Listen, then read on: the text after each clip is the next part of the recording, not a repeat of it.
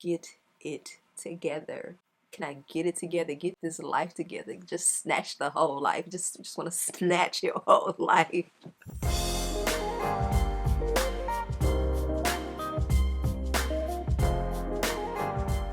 So the theme of this video is how to get your life together. So with 2020 here and wreaking havoc on everybody, I thought this video would be very appropriate to just kind of hit the reset button, you know, not all the way, but you know, just try to salvage a little bit of this year. So in this video, I want to show you guys some of the things that I started implementing that kind of changed my life. Not kind of, they did. So I am reading off of my notes, so I will be looking down, but I'm still talking to you. And it's very noisy out there, so if you hear some noises, just please bear with me. I live on planet Earth. If this is something that you guys are interested in and you want to see how you can try to salvage this second half of 2020, then keep watching. And if you're new to my channel, welcome. My name is Wayna and I make videos on home decor, but mainly rental friendly home decor. And so if that's something that you're into and you're trying to get your whole life together, including your living space, then this is the channel for you, because I have the best tips and the best ideas on how to make any ugly apartments a luxury home. So if you're not already subscribed, do me a favor, hit the subscribe button and the bell next to it so that you'll be notified when I actually post a video. And let's get into this video. Alright, so the first thing that you should do if you're trying to like reset, get your life together, is do a brain dump. Now you might say, Wayna, what is a brain dump? Well, a brain dump is just basically putting all your ideas on a paper in no particular order. Don't try to organize it. Don't hold back. If it's on your mind, put it on the paper. Like, it's gonna be the most random things, like cut my toenails, feed the dog, water the plants, pay my bills. Like, just so random. It's gonna be all over the place. But that's the point. You have to get that stuff out of your head and get it on the paper, because if you don't, it will just live there and it'll multiply and you'll think it's more and you'll never feel like you can get it done. Like, you know, whatever it is, start a YouTube, whatever it is that you want to get out of your head, put it on paper. Once you put everything on paper, get yourself some highlighters. Then you can start categorizing what's spiritual, what's fitness, what's finances, what's family, what's, you know, job related, what's future goals. You can just categorize it, right? So once you do those two things, now you get everything out your head, right? You have everything categorized. Now you can plan around these things because you know what you want. You know what's on your mind, what's on your heart. Now it's time to start putting in some work. So with me, I did the same very things that I'm telling you to do back in 2019 when life was good. And it just really helped me, because from there I was able to create a planner, plan stuff out, and I made the best vision board ever. I made a vision board on PicMonkey, and the vision board was resized for my phone, for my tablet, for my computer.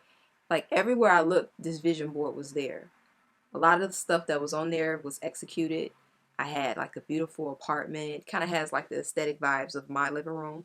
I had that on there. I had my family on there, of course. Fitness on there. 10,000 subscribers. And when I looked down at my phone and I saw that I actually accomplished a lot of those things, it just gave me the strength to keep going, because it was like, wow, you're really getting this stuff done. Like, you're really getting it done.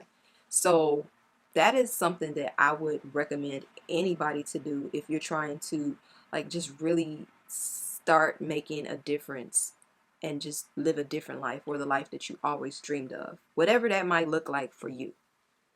So that's what I did last year, and it was wildly successful. It brought me closer to my family. I was able to get a lot of things accomplished that I wrote down that I wanted to do, and my living space started to actually look like what I knew I was supposed to be living in. Like, that was the biggest difference. So what am I doing different? I'm going to show you. This planner here is what I started off with in 2020. This is the A5 planner. I actually got the outside part of it, this little bespeckled binder. I purchased this one from Amazon, but don't mind it. It's a little junky. But yeah, I went with the A5 planner, and I used it up until March, until, you know, once everything started falling apart and I really didn't have a life to plan. It was just kind of like I stopped using it, and then I was just like, ugh, I can't believe this is what 2020 ushered in. Like, so I decided to do some things differently, and that involved getting a new planner, because you know you can get planners for January or you can get planners for July. So I decided to just go ahead and start over fresh with a new planner. So I decided to go with the Happy Planner, and the reason I did so is because I just like it. I don't know. It's super customizable, and you can just see everything right there. You don't have to do so much organizing with the inserts like you do with the A5 planner. So I ended up doing that. Now, I like the Happy Planner because this one in particular has the vertical days. Let me show you what I'm talking about. So I want to be able to plan my days in a vertical manner. And the way I'm deciding to break this up is I want to have 7 o'clock to 12 o'clock stuff here, 12 o'clock to 5 o'clock things here, 5 o'clock to 10 o'clock things here. So 5, 5, 5.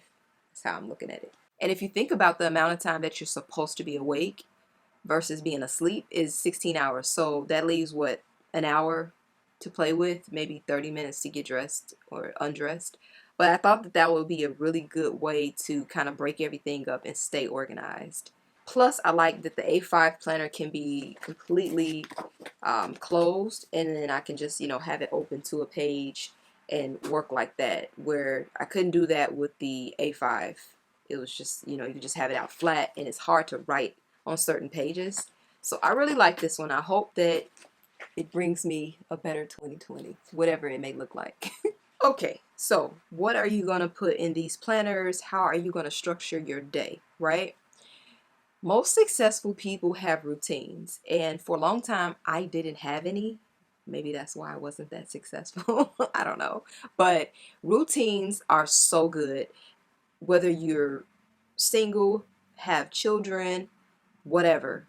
They work for anybody, because it just gives you a guideline of what you should be doing every day. Every new month, I like to make new routines. So my routine, I'll give you an example for my morning routine. It's been to make sure I pray as soon as I wake up. Then I like to make my bed. And then I like to take a nature walk, sometime like early. I like to get out in nature as soon as possible. It just helps me reconnect, look up to the sky, be grateful for life, and really live in the moment. Of course, you know, you do your other morning things too, like breakfast and getting dressed and all of that stuff. But those are just some examples of what I like to do. And that's something that I try to make sure I'm consistent with, so that when I come back home, my bed is made, and no matter what the day brings me, I'm semi-ready for it. At least I attempted to be. My afternoon routine around noonish would probably be Bible study, lunch.